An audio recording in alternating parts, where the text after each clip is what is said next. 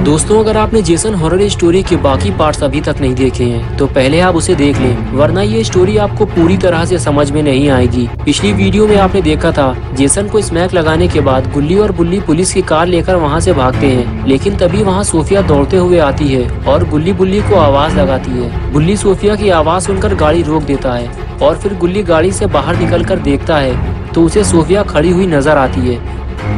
तो गुल्ली उसे हाथ हिलाकर बुलाने की कोशिश करता है, लेकिन अचानक सोफिया वापस भागने लगती है और फिर वो गाड़ी के पीछे जाकर छुप जाती है। गुल्ली ये समझ नहीं पाता कि सोफिया वापस क्यों भागी।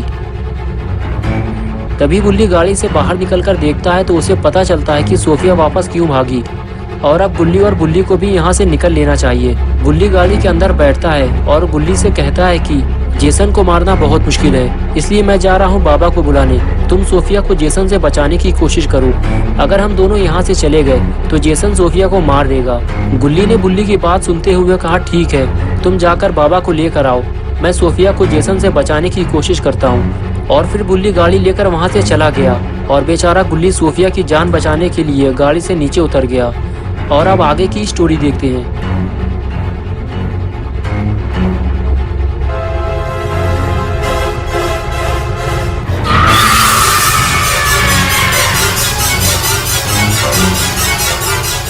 जेसन जैसे ही गुल्ली की तरफ पलटा, गुल्ली छुपने की कोशिश करने लगा, लेकिन जेसन ने उसे देख लिया है और वो तलवार लेकर सीधे गुल्ली की तरफ आगे बढ़ता है।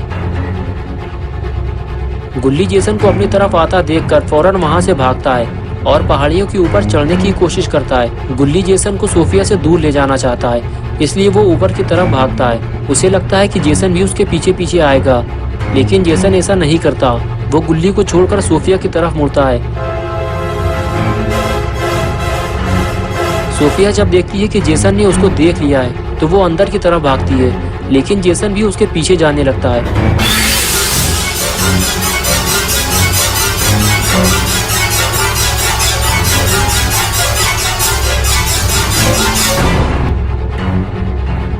सोफिया को कुछ भी समझ में नहीं आता कि वो जाए भी तो कहाँ जाए। अगर वो ऐसे ही अकेले भागती रही तो ज्यादा देर तक जिंदा नहीं बचेगी, जेसन उसे मार देगा। और इधर ऊपर चढ़ने के बाद गुल्ली सोफिया को ऊपर आने के लिए कहता है। वो कहता है कि सोफिया तुम भी ऊपर आ जाओ, वरना जेसन तुम्हें मार देगा और मैं भी कुछ नहीं कर पाऊंगा। सोफिया गुल्ली की पूरी बात तो नहीं सुन पाती, लेकिन वो गुल्ली का इशारा समझ चुकी है कि वो उसे ऊपर बुला रहा है। लेकिन सोफिया डरी हुई भी है, उसे लग रहा है कि जेसन उसे पकड़ न ले। लेकिन जब उसे लगा कि जेसन वहाँ नहीं है तो वो सीधे गुल्ली की तरफ भागी।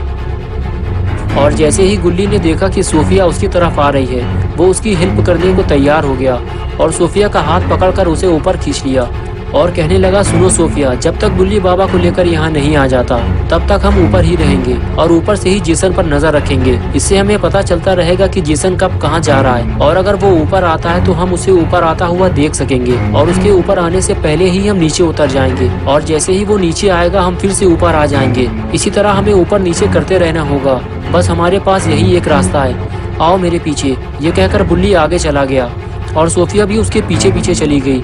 अब जब गुल्ली और सोफिया ने नीचे झांककर जेसन को देखा तो एक और मुसीबत खड़ी हो गई। जेसन लापता है, लेकिन अभी थोड़ी देर पहले तो वो यहीं था, अचानक वो कहाँ लापता हो गया और अब ये कैसे पता चलेगा कि जेसन कहाँ छुपा हुआ है। अब गुल्ली और सोफिया को इस बात का डर सता रहा है कि जेसन इन दोनों पर किसी भी वक्त अचानक से हमला कर सकता है। सोफिया कहती कि कुछ देर पहले तो जेसन मेरी ही तरफ आ रहा था। गुल्ली सोफिया से कहता है कि जेसन बहुत चालाक है, वो मौका पाकर कहीं छुप गया है और हम लोगों के लिए खतरा और भी ज्यादा बढ़ गया है, इसलिए हमें जल्दी कहीं छुपना होगा।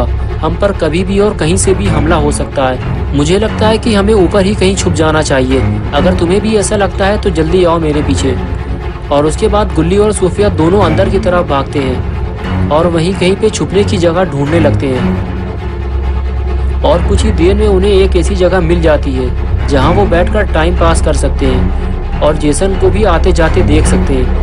लेकिन फिर भी गुल्ली और सोफिया डरे और घबराए हुए हैं। और फिर अचानक सोफिया ने इशारा करते हुए गुल्ली को कुछ दिखाया और कहने लगी कि मुझे ऐसा लगता है कि वहाँ पे कोई आया है, तुम जरा ध्यान से देखो, मुझे ऐसा लग रहा है कि वो जेसन है। गुल्ली धीरे धीरे छुपते छुपाते हुए पास जाकर देखता है कि कौन है वहाँ पे, और फिर गुल्ली कुछ ऐसा देखता है जिसकी उसे उम्मीद नहीं थी।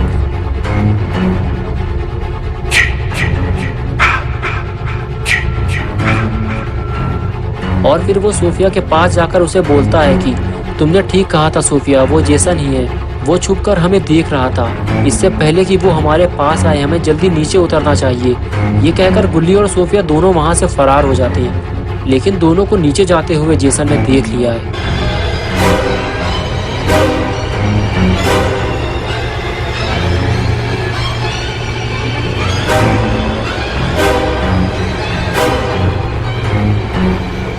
और इसी हड़बड़ाहट की वजह से गुल्ली ऊपर से नीचे गिर पड़ा।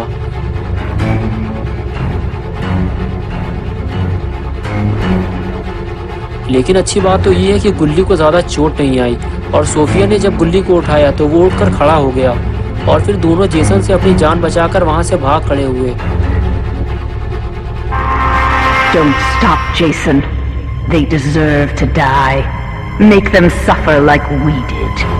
और इधर अपना बुल्ली बस गाड़ी लेकर बाबा के पास पहुंचने ही वाला है। अगर बाबा घर पे मौजूद हुए तो वो गुल्ली और सोफिया की मदद करने जरूर आएंगे, लेकिन अगर बाबा नहीं मिले तो बुल्ली को खाली हाथ वापस लौटना पड़ेगा और फिर जैसे इनका क्या हाल करेगा पता नहीं। बुल्ली गाड़ी से बाहर झाँक देखता है तो बाबा उसे एक्सरसाइज करते हुए दिखाई देते हैं। वैसे भी अभी सुबह के 4 बजने वाले हैं और बाबा सुबह 4 बजे से पहले ही उठ जाते हैं और उनकी पहलवानी चालू हो जाती है। बुल्ली को ये देखकर बहुत राहत मिलती है कि बाबा घर पे मौजूद हैं। बुल्ली को देखते ही बाबा बोले, क्या बात है बुल्ली, आज सुबह सुबह तुम भी पहलवानी करने आए हो?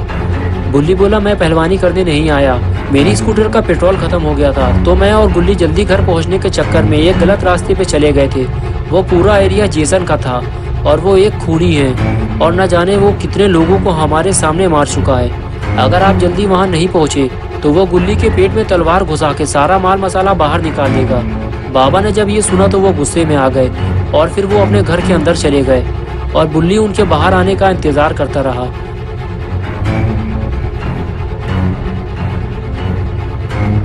और फिर वो बाबा के बाहर आते ही मुस्कुराने लगा क्योंकि बाबा अपना जादुई हैमर साथ ले आए थे और अब ये हैमर इस्तेमाल होगा जेसन के ऊपर। और फिर बाबा बुल्ली के साथ गाड़ी की तरफ चल दिए। आगे बढ़ते हुए बाबा गाड़ी के ऊपर चढ़ गए और बुल्ली गाड़ी में बैठ गया और फिर बुल्ली बाबा को लेकर गुल्ली और सोफिया को बचाने चल दिया। लेकिन बुल्ली को अपनी स्पीड बढ़ानी होगी क्योंकि जेसन गुल्ली और सोफिया के पीछे पड़ गया है। कहीं ऐसा ना हो जब तक बुल्ली बाबा को लेकर वहां पहुंचे गुल्ली और सोफिया में से कोई मर चुका हो। और कुछ ही देर में बुल्ली अपने जंगली बाबा को लेकर वहां पहुंच गया, लेकिन बाबा को यहाँ कोई दिखाई नहीं दे रहा। बुल्ली आगे बढ़कर देखता है कि गुल्ली और सोफिया कहाँ हैं और यहाँ इतना सन्नाटा क्यों है और जेसन भी कहीं दिखाई नहीं दे रहा। वो रहा जेसन, वो है खूनी जेसन, ऐसा बुल्ली बाबा को हाथ दिखाते हुए बोला और कहने लगा जरूर उस घर में गुल्ली और सोफिया मौजूद हैं। तभी जेसन उस घर का दरवाजा तोड़ने की कोशिश कर रहा है।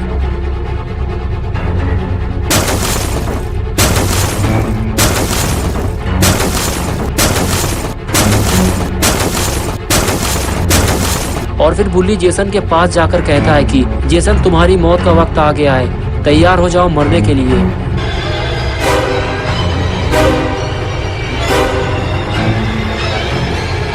और जैसे ही जेसन बुल्ली की तरफ आता है बुल्ली वहां से भागता है और उसे बाबा के पास ले जाता है और बाबा जेसन के पास आने का इंतजार करते हैं। और फिर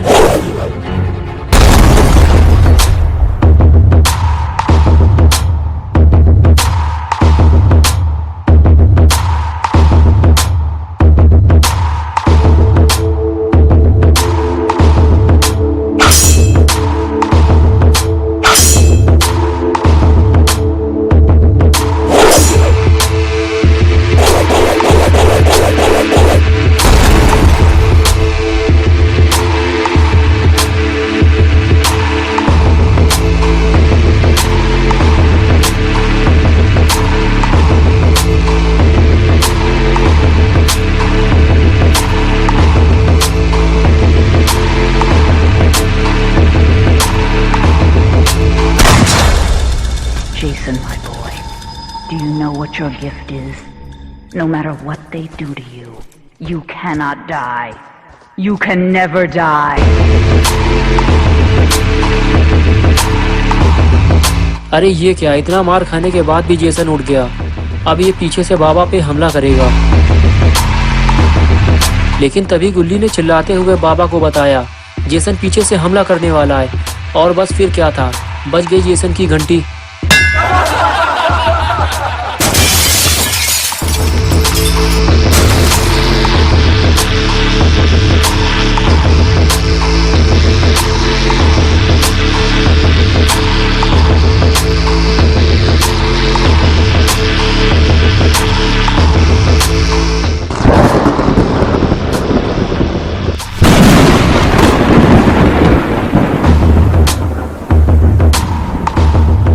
दोस्तों, अगर आपको ये वीडियो पसंद आई है और आप गुल्ली और बुल्ली की नई वीडियोस देखना चाहते हैं तो इस वीडियो को लाइक करें, चैनल को सब्सक्राइब करना और बेल आइकन दबाना ना भूलें।